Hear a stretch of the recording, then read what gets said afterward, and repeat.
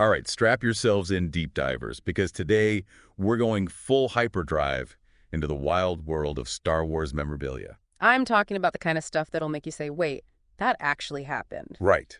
Our source this time is an audio clip called Nine Amazing Things You Didn't Know About Star Wars Memorabilia.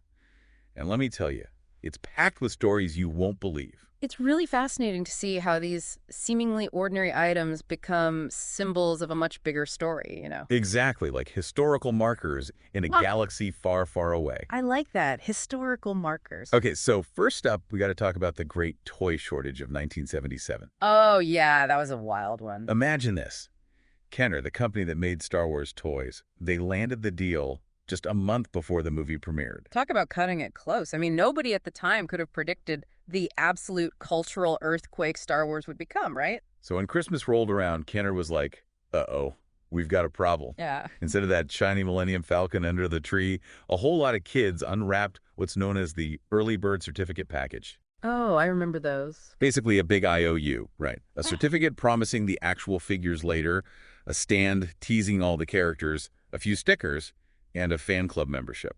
Talk about delayed gratification. What's funny is that cruel tease, as you called it, is now a collector's item worth serious cash. No way. Oh, yeah, mint condition. We're talking hundreds, even thousands of dollars. It's wild, right?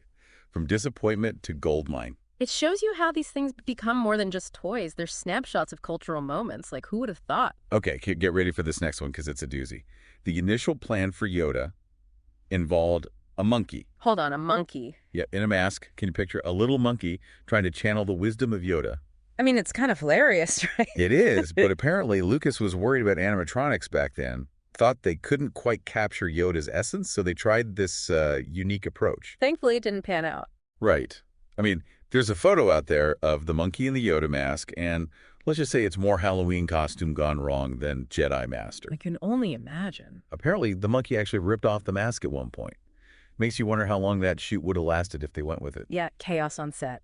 Enter Jim Henson and designer Stuart Freeborn. Thank goodness for them. They created the iconic Yoda puppet we all know and love, brought to life by the incredible Frank Oz. Absolutely legendary. And that puppet is worth a fortune today. The concept art alone sold at auction for over $27,000. Yoda's cane. Don't tell me. Over $42,000. It makes you wonder what that monkey Yoda memorabilia would be worth today. Probably a lot for the sheer weirdness factor. Oh, absolutely. Okay, from monkeys to something that shows just how much Star Wars changed during its creation. The early drafts of the screenplay. Oh, you're talking about the ones that read like a completely different galaxy. Exactly. Yeah. Get this. Luke Staraker instead of Skywalker. Sterler. Wow. Han Solo. A green-skinned alien pirate's cabin boy working for Jabba the Hutt. What? I never knew that. And Chewbacca. A giant furry monkey creature. Okay, things are getting weirder. Buckle up, because it gets even wilder. R2-D2, foul-mouthed, speaking perfect English. Yeah. C-3PO, think sleazy used car salesman. The Force was even called the Bogan. The Bogan, that's something else. And the scenes. Hold on to your lightsabers. Imagine Han Solo punching Princess Leia in the face to shut her up. Oh my goodness, that's so far from the Han and Leia we know. Right. It's a wild ride through what could have been. It really makes you appreciate how much Lucas refined and reshaped his vision. There's a raw energy in those early drafts, a willingness to experiment that ultimately led to the Star Wars we love. Absolutely. And speaking of things that are worth a lot today, one of those early scripts, a 1975 second draft titled Adventures of the Starkiller, sold at auction for over $8,000. Wow, talk about a piece of history. Now let's jump to a story about an actor who wasn't initially sold on Star Wars, but made a brilliant move. Alec Guinness, who played Obi-Wan Kenobi. Oh, right. He wasn't exactly a fan of the dialogue, was he? Famously so. He even called it rubbish in his letters. It's interesting how even actors in iconic roles can have different perspectives on the material. He even wrote about new rubbish dialogue arriving daily. All he looked forward to was the lovely bread, meaning his paycheck. I guess even Jedi Masters need to pay the bills. But here's the twist. Despite his reservations, Guinness was a savvy businessman. Instead of a standard salary, he negotiated for 2% of the film's gross profits. That's some serious foresight. Talk about lovely bread. Estimates suggest he earned over $95 million in royalties by the time he passed away in 2000. Wow, that's a lot of dough for a role he wasn't thrilled about. And there's a layer of irony to this, too. You know how Obi-Wan gets killed off in the first film? Yeah, a pivotal moment.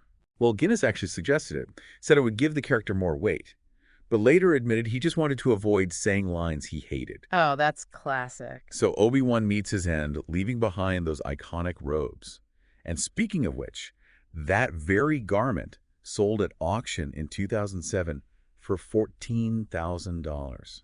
It's amazing what a tangible connection to a beloved character can do. Speaking of unexpected stories, let's talk about the ice cream maker guy from The Empire Strikes Back. You know, that blink and you'll miss him extra during the evacuation of Cloud City. The one carrying what looks like an ice cream maker. That's him.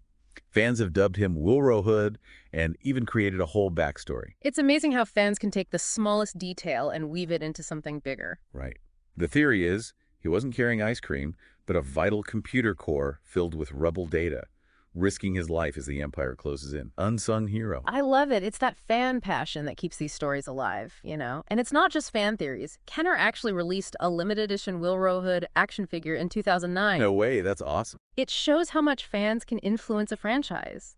And, you know, it really speaks to how the Star Wars universe is a collaborative effort, constantly being reshaped and reimagined by the people who love it. All right, for our last story in this in part, let's dive into something that shows Lucas's rebellious side, the opening crawl controversy. Oh, this is a good one. I love how those iconic crawls became such a point of contention. Remember, Lucas wanted viewers to be pulled right into the story. No traditional credits, just that epic scroll into space with the John Williams score. But the Directors Guild of America, not so happy. Yeah, they had strict rules about credit placement. In The Empire Strikes Back, Kirshner was the director, so his name had to be first. Imagine a long credit sequence at the start of Empire. Lucas was like, absolutely not. You have to admire his commitment to his vision. It wasn't just about aesthetics. He saw that crawl as part of the Star Wars DNA. A modern take on the silent film era's scrolling text. Exactly. And the DGA didn't mess around. They threatened a $250,000 fine and even talked about pulling Empire from theaters. Wow, serious consequences. Lucas was furious, especially because they hadn't batted an eye at the crawl in the first film. Kirshner himself even said he didn't care about having his name at the beginning. Talk about adding fuel to the fire. So Lucas stood his ground, paid a $25,000 fine, and resigned from the DGA, and the Writers Guild too, who also weren't happy with him. The whole thing cost him $40,000. That's a hefty price to pay for artistic integrity. But it shows you just how strongly he believed in his vision. And you won't believe this, but the thing that cost Lucas $40,000 ended up being worth exactly that years later. Wait, what? How? In 2011, the Empire Strikes Back title crawl asset, the one that says, "It is a dark time for the rebellion," sold at auction for, you guessed it, $40,000. You're kidding. That's incredible. It's like the Force had his back, right? Cosmic balance, maybe? But this whole DGA thing had another consequence. Because Lucas resigned, he couldn't hire his first choice for Return of the Jedi, Steven Spielberg. The DGA wouldn't let him work with a non-member. Talk about irony, right? It's wild how one decision can ripple outwards like that. But hey, speaking of iconic directors, let's talk about Samuel L. Jackson and his path to becoming Mace Windu. Oh, this is a classic tale of going after what you want. Back in 1996, Jackson was on this British talk show, TFI Friday, and basically put out a casting call to George Lucas on live TV. No way. What did he say? He said, and I quote, "The film I'm chasing right now is the Star Wars prequel. I just want to get in a room with George Lucas and tell him I'm interested. I'll be Lando Calrissian's dad, Darth Vader's dad, Luke Skywalker's slave, anything. I just want to tell George Lucas I'll do it if he wants me." That is so Samuel L. Jackson, bold and straight to the point. And it worked. Lucas saw his passion, his energy, and offered him the role of Mace Windu. The wise Jedi Master with that awesome purple lightsaber. And that purple lightsaber is a story in itself. Yeah. Jackson specifically asked for it because he wanted his character to stand out. Smart move. It instantly became iconic. You can't picture Mace Windu without it. And get this. Jackson had his lightsaber engraved with the phrase, "Bad Mother-er." Only he could pull that off. It's like he brought a bit of his own swagger to the Jedi Order. Definitely. And speaking of bringing your own flair, let's head to a place where Star Wars gets a visual makeover. Eastern Bloc Star Wars posters. Oh yeah, these are wild. Forget the classic posters we're used to. These are like Star Wars through a distorted lens. It's fascinating how cultural and political context can shape interpretation. During the Cold War, getting Western films in the Soviet Union and other communist countries was tricky. Imagine having to design a poster for a movie you've barely seen. Talk about a challenge. They had to rely on a few stills, vague descriptions, and let their imaginations run wild. And run wild they did. We're talking giant robots with faces like vacuum cleaners, cowboys made out of computer parts, and Darth Vader's head exploding into a million pieces. Sounds like a fever dream. These weren't just posters, they were acts of creative rebellion. Absolutely. A way to express individuality in a system that often stifled it. And today, they're super valuable to collectors. And it's incredible, right? They went from underground art to historical artifacts. Okay, last but not least, let's talk about those furry, divisive creatures from Endor. The Ewoks. Yes, the teddy bears of the Star Wars universe. They're either loved or hated, but they left their mark.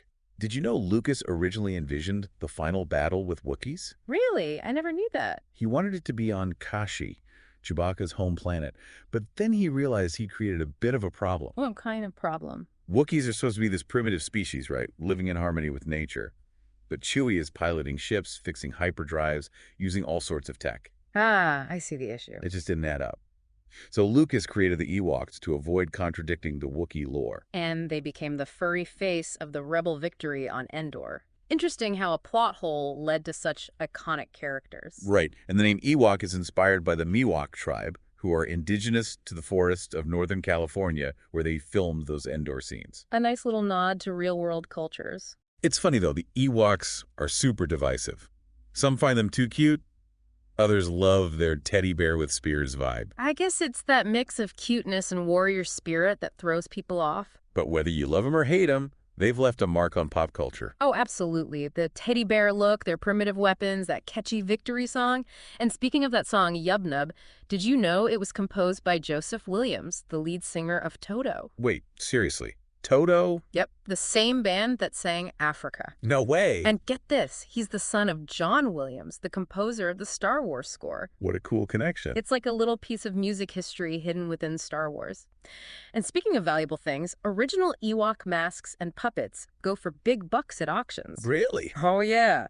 A baby Ewok puppet sold for over $26,000 in 2011, and a screen-worn mask went for over $22,000 in 2010. Wow. Even the most divisive characters can become valuable collectibles. It's true, and it just shows you the enduring power of Star Wars to capture our imaginations, whether it's for the heroes, the villains, or even those furry little creatures from a forest moon. So there you have it, just a glimpse into the incredible stories behind Star Wars memorabilia. We've gone from monkey Yodas to lightsabers with, shall we say, unique inscriptions, explored surreal posters, and even debated the Ewoks. And it's just the beginning. We've got even more fascinating stories to uncover in the next part of our deep dive. Stay tuned, deep divers, because this journey through the galaxy far, far away is far from over. Back in the cockpit, deep divers ready to explore more uncharted territory in the galaxy of Star Wars memorabilia. It's amazing what we've uncovered so far, isn't it? Like, who knew there was so much to learn about the stuff that surrounds these films? It's like peeling back the layers of a galactic onion, only instead of tears, you find fascinating stories. I like that, a galactic onion.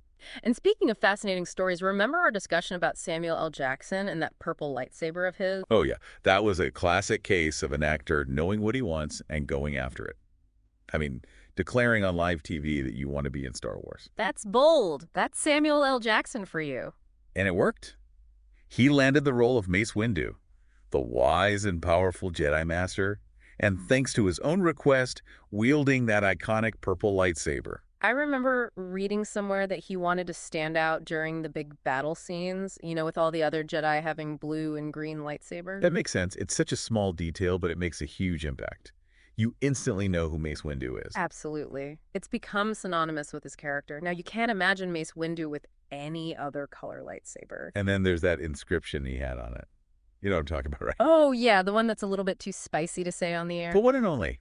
It just adds another layer to his character, doesn't it? A little bit of humor, a little bit of swagger. It's very Samuel L. Jackson. And speaking of unique styles, remember those Eastern Bloc Star Wars posters we were discussing? Oh, those were a trip down a very different kind of memory lane, weren't they? It's incredible how artists in the Soviet Union and other communist countries had to work with limited information to create those posters. I mean, imagine trying to capture the essence of a film you haven't even seen. Right. They had a few stills, Mm. maybe some vague descriptions, and a whole lot of imagination. And what they came up with was something truly unique. It's like Star Wars seen through a completely different lens, a mix of surrealism propaganda and a touch of psychedelic weirdness. Seriously, giant robots with faces like vacuum cleaners, cowboys made out of computer parts, Darth Vader's head exploding into a million pieces. It's wild. It's like they took the basic concept of Star Wars and filtered it through their own cultural and political context. And you know what's fascinating? Those posters are now highly sought after by collectors. Some of them go for thousands of dollars at auction. Talk about a grow up. Yeah. From underground art to valuable artifacts. It just shows you how these things can take on a life of their own. Okay, let's shift gears a bit and talk about those furry little creatures that everyone seems to have an opinion about, the Ewoks. Oh, yes. The teddy bears of Endor. You either love them or you hate them. It's true. They're definitely one of the most divisive elements of the Star Wars universe. But did you know that Lucas originally planned to feature Wookiees in the final battle? Really? Instead of the Ewoks. Yep, he wanted the battle to take place on Kashyyyk Chewbacca's home planet. It would have made sense, given Chewie's role in the story. So what happened? Why the change of plans? Well, Lucas realized he'd written himself into a corner. Wookiees are supposed to be a primitive species, right? Living in harmony with nature. But then you have Chewbacca who can pilot a spaceship, fix a hyperdrive, and operate pretty much any weapon you hand them. Ah, I see the problem. He's a little too advanced for a primitive species. Exactly. It created a bit of a continuity issue. So Lucas came up with a solution, the Ewoks. They became the furry face of the rebel victory on Endor. And it solved his Wookiee problem. It's funny how a plot hole can lead to the creation of such iconic characters. Right. And the name Ewok is actually inspired by the Miwok tribe, an indigenous group from the forests of Northern California where they filmed those Endor scenes. That's a cool little detail, a connection between the real world and the galaxy far, far away. But as we were saying earlier, the Ewoks are definitely a point of contention among fans. Some people find them too cute, too childish for a Star Wars film. I get it. They definitely bring a different tone to the story, a bit more lighthearted and whimsical. But I think that's also what makes them interesting. They represent a different side of the Star Wars universe. But let's be honest, they were incredibly effective in taking down the Empire. Don't underestimate the power of those teddy bears with spears. Speaking of teddy bears and spears, remember that catchy victory song they sing at the end of Return of the Jedi? You mean Yub Nub? The one and only. Well, prepare to have your mind blown because that song was composed by none other than Joseph Williams, the lead singer of Toto. Wait, seriously? Toto as in Africa. Toto. Yep.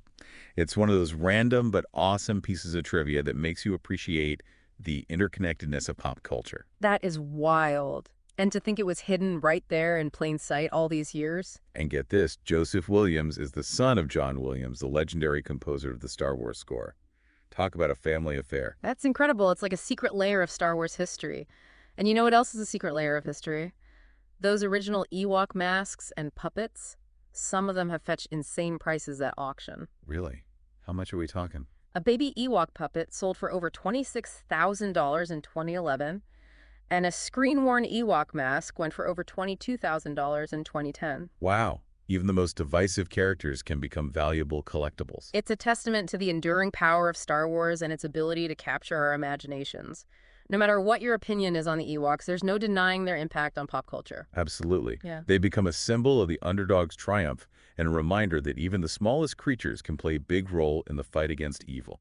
And that's a message that resonates with audiences of all ages. Now, before we wrap up this part of our deep dive, I want to touch on one more story that highlights George Lucas's commitment to his artistic vision. You mean the opening trawl controversy? That's the one. It's a fascinating example of how a seemingly small detail can become a major point of contention. Remember, Lucas wanted viewers to be pulled straight into the story.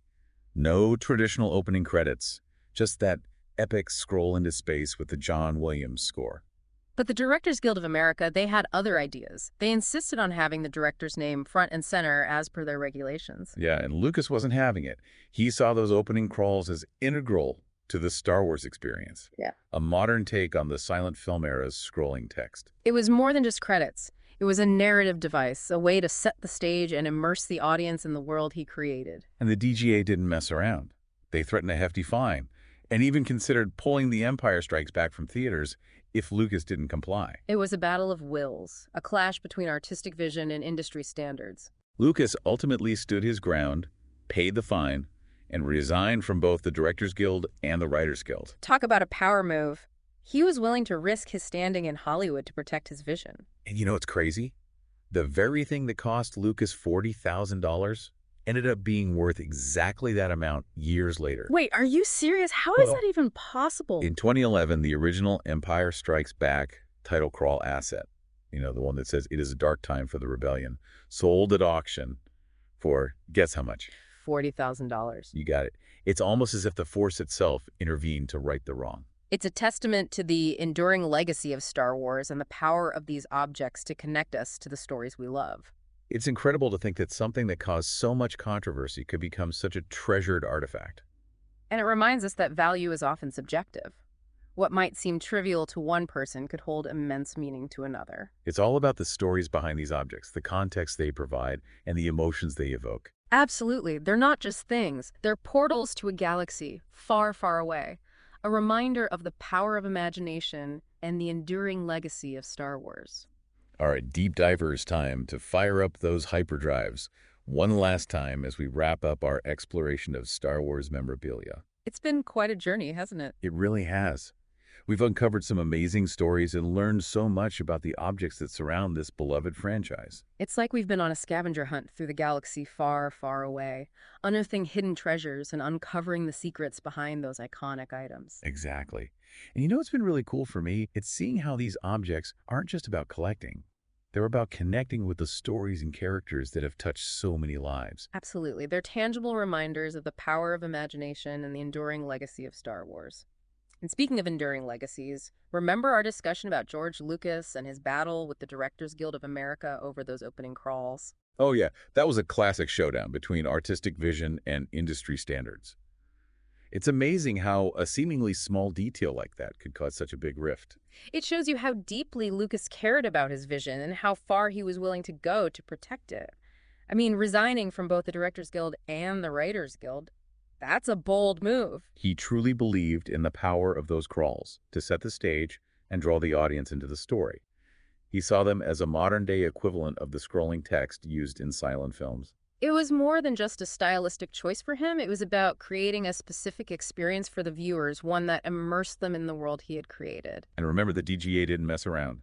They threatened a hefty fine and even considered pulling The Empire Strikes Back from theaters if Lucas didn't comply. It was a high-stakes gamble for Lucas, but he ultimately decided that his artistic integrity was worth more than any financial penalty. And what's even more incredible is that the thing that cost him $40,000 ended up being worth exactly that amount years later. You're talking about the original Empire Strikes Back title crawl asset, right? The one with that iconic line, "It is a dark time for the rebellion." That's the one. In 2011, it sold at auction for, you guess it, $40,000. It's almost poetic, isn't it? Like the Force itself intervened to balance the scales. The very thing that caused him so much trouble ended up becoming a valuable piece of Star Wars history. It's a reminder that value can be subjective and that the stories behind these objects are just as important as the objects themselves. And you know what else is fascinating? The fact that this whole controversy with the DGA ended up preventing Lucas from hiring his first choice for director of Return of the Jedi. Steven Spielberg. The one and only the DGA wouldn't allow Lucas to work with a non-member, which is kind of ironic considering Spielberg went on to become one of the most celebrated directors of all time. It just goes to show you how these decisions can have ripple effects that extend far beyond the immediate situation. It's like a butterfly flapping its wings in one part of the galaxy and causing a storm in another. So as we wrap up this deep dive into the world of Star Wars memorabilia, we want to leave you with a final thought to consider. What objects from our lives today will become tomorrow's treasures? It's a great question, right? What seemingly ordinary items will one day hold historical significance? What stories will they tell about us, our passions, and the world we live in? The things we collect, the items we cherish, they're more than just objects. They're reflections of who we are and what we value. And just like the pieces of Star Wars memorabilia we've explored, they have the power to connect us to something bigger than ourselves. Thanks for joining us on this journey through the galaxy far, far away. We hope you've enjoyed exploring the stories behind these fascinating objects. And who knows, maybe you'll discover some hidden treasures of your own lurking in your attic or basement. May the Force be with you always.